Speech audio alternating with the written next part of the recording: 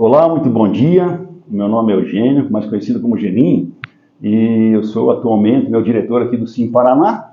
E nós temos na nossa programação, tanto do Placic, quanto as normativas 121, 130, são portarias, né, do governo federal, porque aqui na verdade é um CAPS. Nós temos dentro desse nosso trabalho um olhar e uma responsabilidade também com as famílias, que são os codependentes. Por que razão? Porque os dependentes químicos adoecem e da mesma forma a família adoece. E dentro desse processo, né, complicado, que é a dependência química, a gente percebe que, pelo menos isso aconteceu nessa minha trajetória toda de 20 anos trabalhando com essa área, de que em muitos lugares que eu ia, e às vezes até as pessoas por boa vontade, querendo nos ajudar, focavam sempre no dependente, e a gente, por não conhecer o lugar, acabavam, né, indicando locais que não tinha. Hoje eu vejo assim que não tinha nenhum conhecimento, essa é a verdade. E hoje, né, aqui dentro do Sim Paraná, eu vejo assim que nós temos um serviço completo. Primeiro, né, porque nós temos um psiquiatra que cuida das questões das comorbidades, Dr. Matheus Provin, da qual eu sou amigo e tenho uma admiração tremenda e agradeço ele em nome de todos os funcionários do Sim Paraná, porque para trabalhar com dependência química tem que gostar. E eu vejo assim que o Dr. Matheus, ele tem um olhar humano, não é só financeiro, ele tem amor mesmo pela causa. Então, hoje, essa live, eu vou voltar, né, justamente para o Dr. Matheus, para falar exatamente, né, sobre essa questão das expectativas que nós, enquanto familiares, as famílias, geram quando o seu dependente vai para algum tipo de tratamento, mesmo que seja o pior. E quero agradecer, né, aqui a assistência dos estudantes, estagiários de medicina, doutora Isadora, já podemos chamar assim, a doutora Letícia, vocês são da FAG. Então, um grande abraço também lá para o reitor da FAG. Nós temos aqui o Leonardo, que é educador físico, a Gabi também, que está dando assistência, tentando deixar, pelo menos eu, o doutor Matheus, tem uma aparência boa, mas a minha já não é mais tanto. Brincadeira. Então, a gente quer que seja realmente agradável. Por quê? Muitas pessoas, pais, familiares, né, veem as famílias com aquela tristeza. E eu, né, tive a felicidade de conhecer o Dr. Matheus, não só a questão da literatura, estudar bastante sobre a doença, enfim, mas eu acabei aprendendo justamente com as partilhas das famílias e dos programas a mudar o meu comportamento. Então eu percebi, né, que na minha vida, quando eu mudei o meu comportamento, quando eu parei de proporcionar aquela expectativa, não, agora vai, ele foi lá para Porto Alegre, ele foi fazer um tratamento fora do Brasil, ele foi lá naquela clínica que tinha um pastor, que tinha um padre, porque era na base da laboterapia, na base da disciplina. Então a gente gerava aquilo e a gente acabava se frustrando. Então, como assim em Paraná, a gente tem 25 municípios, a gente sabe que as famílias não têm acesso nesse programa, que é o Melanom, Alanon, Amorzente, que nós temos em Cascavel, eu me senti assim uma responsabilidade de criar essa oficina e tentar, através das mídias, levar isso até a um público aí que está lá em casa assistindo, pode assistir na hora que pode, no lugar da novela, aprender a lidar com o seu dependente. Especificamente, semana passada, esteve um senhor aqui, a gente não cita nomes de famílias nem dos nossos pacientes, mas especificamente é um senhor que ele ficou 3 meses, Dr. Matheus, internado numa clínica psiquiátrica, né, lá em Curitiba, estava bem, ele saiu de lá, começou a participar aqui com o CAPS, aqui conosco, 3 meses estava bem. Quer dizer, a família, talvez, na cabeça, agora resolveu o problema, nunca mais ele vai beber. E o que aconteceu? Ele teve a recaída. Nessa recaída, a família, por não saber lidar, porque criou aquela expectativa, aí motivado numa discussão, aquilo se evoluiu, briga, conclusão. Acabaram colocando ele para fora da casa e é tudo que ele precisa para dar continuidade no seu uso de bebida alcoólica. Então, eu gostaria, né, então, que as pessoas se atentassem. E claro, se possível, né, isso vai para nossas redes sociais, depois a Gabi coloca lá no Sim Paraná, eu vou disponibilizar nas minhas redes sociais. Se puderem curtir ali, como é que os grandes influenciadores pedem, né? Curtir essa página, compartilhar essa página, deixar algum comentário ou alguma pergunta, alguma dúvida que vocês têm, porque daí nós, além da nossa equipe multidisciplinar, que é fantástica aqui no Sim Paraná, nós temos os nossos psicólogos que podem estar respondendo as dúvidas de vocês. Então, eu quero agradecer, Dr. Matheus, muito obrigado, e a live é tua agora, tá? Obrigado. Legal. Obrigado, Eugênio. Bom dia a todos. Num primeiro momento, quero agradecer ao Leonardo, a Gabriela, também, as alunas que estão aqui comigo. E eu venho aqui, claro, como psiquiatra da instituição, mas representando a equipe como um todo. É importante ressaltar que somos uma equipe multidisciplinar. Então, eu venho com uma mensagem, claro que pautada pela minha formação, mas que vem também da equipe, né? E esse ponto da expectativa é algo bastante importante da gente pensar, da gente considerar. E sobre isso, acho que nós temos 3 pontos principais de reflexão.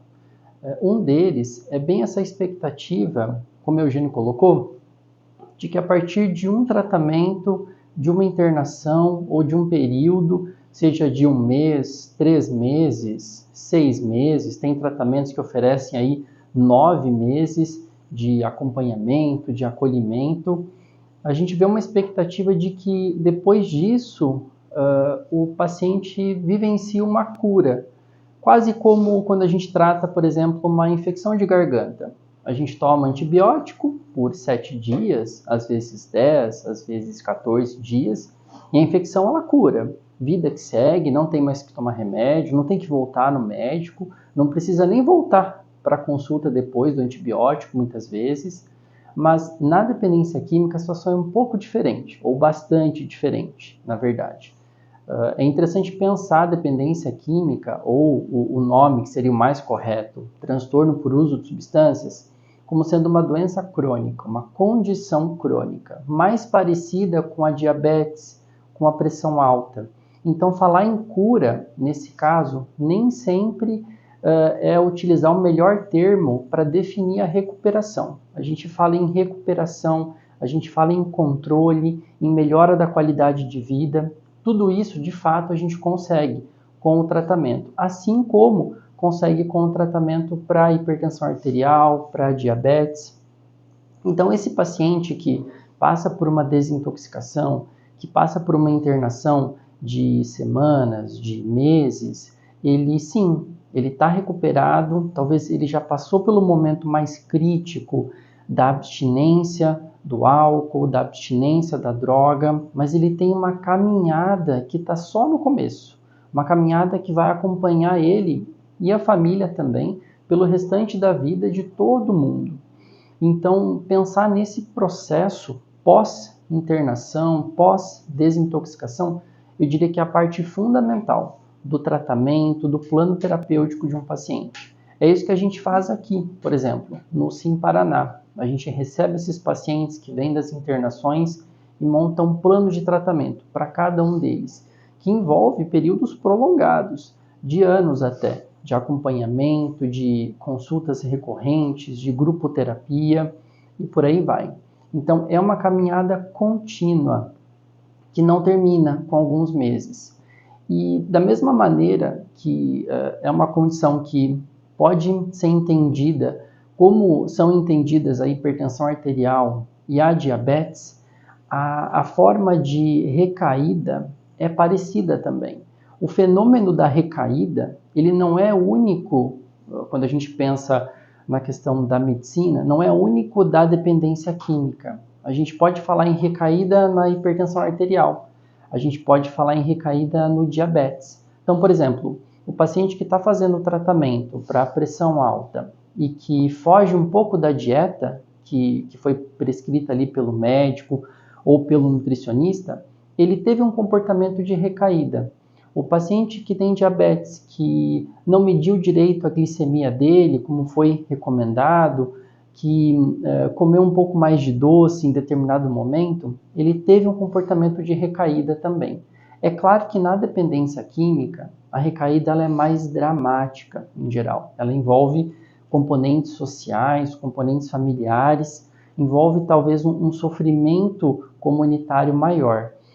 Isso extravasa para além do sujeito. Quando o paciente com pressão alta ou diabético, digamos, recai, ele geralmente é quem sofre as consequências. Quem passa mal, claro que a família está junto, sofre junto ao ver o ente querido passando mal, mas quem fica com o prejuízo em si é o paciente. Já na dependência química, isso extravasa. Extravasa para quem está ao redor, para a sociedade, para a vizinhança. Então gera uma comoção, um certo drama, um certo sofrimento maior. Então nós temos essa diferença. Mas o comportamento em si ele não é exclusivo do dependente químico. E até falando em recaída, entrando no segundo ponto que eu acho interessante trazer, é importante a gente levar em conta que uma coisa é recaída, e a gente fala muito nisso, mas tem um outro fenômeno, e é importante entender a diferença desses dois, que a gente chama de lapso. Nesse exemplo que o Eugênio trouxe, desse paciente que passou por uma internação, que começou a frequentar o serviço e ficou um tempo aqui participando das atividades, mantendo a abstinência dele, mas depois teve um uso, esse primeiro uso, o primeiro novo contato com a substância, ainda não é uma recaída. Nesse primeiro momento, a gente pode chamar de lapso. Qual que é a diferença de lapso para recaída? Entender isso é importante. O lapso é um uso de substância que fica isolado no tempo. Ele pode ser único, ele pode durar alguns dias, mas se ele ficar isolado, encapsulado, a gente chama de lapso. Então, por exemplo, o paciente teve o contato com a substância, depois de um período sem uso, depois de um período de abstinência, nesse primeiro momento ele teve um lapso. Se ele para de usar, mesmo que seja depois de 1, 2 ou 3 dias, se ele retoma o processo de abstinência, isso não foi uma recaída. A recaída acontece quando a gente tem um padrão, quando um padrão de uso ele volta a se estabelecer. Esse padrão pode ser menor do que o anterior, igual ao que era antes ou maior. Então, por exemplo, um paciente que tinha um uso diário de álcool, que fica um tempo sem usar, sem beber, e depois tem uma recaída, mas faz um padrão de uso semanal, mesmo sendo menor do que antes, se é um uso recorrente, se a gente identifica comportamentos semelhantes ao que ele apresentava antes, a gente entende isso como recaída, por conta do padrão.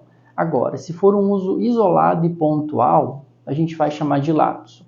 Isso parece conversa de médico, talvez vocês estejam se perguntando para que entender a diferença de um para o outro, mas o ponto é, quando a gente está de frente para um lapso, quando a gente está com o nosso familiar que infelizmente teve esse lapso com o uso, esse é ainda um último momento de prevenção de recaída.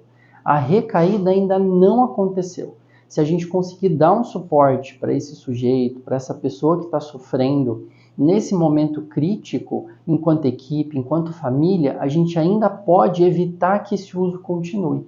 A gente ainda pode trabalhar no sentido da manutenção da abstinência, claro, se esse for o objetivo dessa pessoa, desse paciente. Então, entender essa diferença é bem importante por conta disso.